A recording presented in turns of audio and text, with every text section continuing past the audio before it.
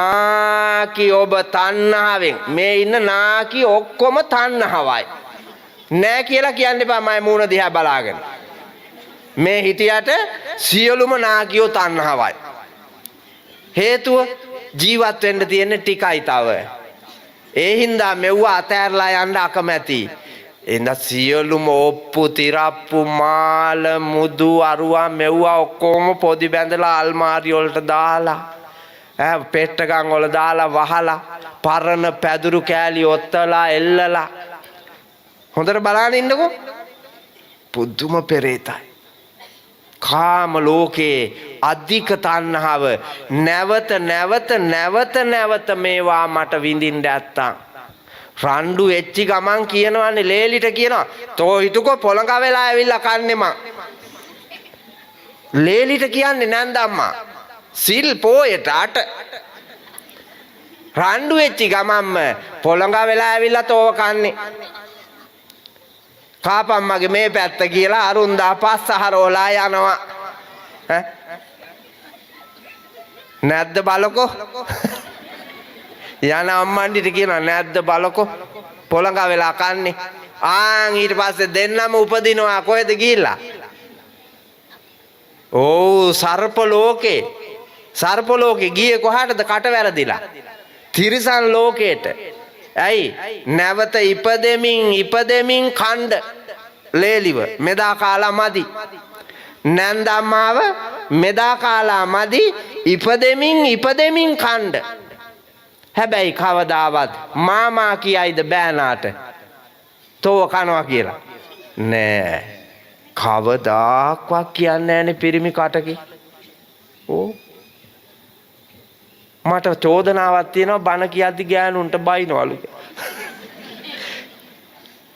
බයිනව නෙමෙයි පුතේ රත්තරනේ මේ ඇත්තමනේ මං කියන්නේ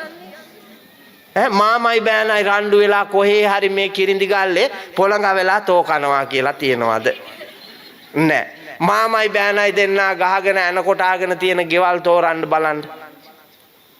හැබැයි නැන්දම්මයි ලේලි දෙන්නා තරහ වෙලා වෛරෙන් ඉන්න ගෙවල් තෝරමු බලන්න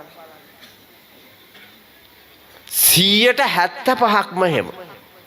75%ක්ම එහෙම මේක සත්‍යය ඒක කිව්වහම කියනවා බයිනවලු මේ කියන්නේ බනින්න නෙමෙයි බනිනවා කියන්නේ කියනවා කියන එක මම මෛත්‍රියෙන් කියන්නේ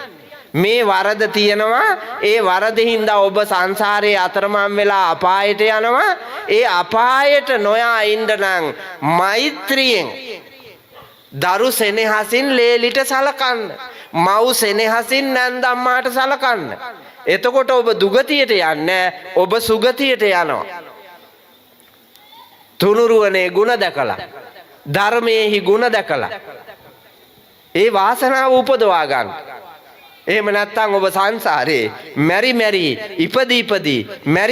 ඉපදී අනන්ත නිරා දුක් විඳින්න ඇදෙනවා ගිහිද පැවිදිද කියලා ભેදයක් නැහැ කාම තණ්හාව භව තණ්හාව ඔබව නිරේට ගෙනියනවා අවසාන කාරණාව විභව තණ්හා ඒ කියන්නේ මොකද්ද විභව තණ්හා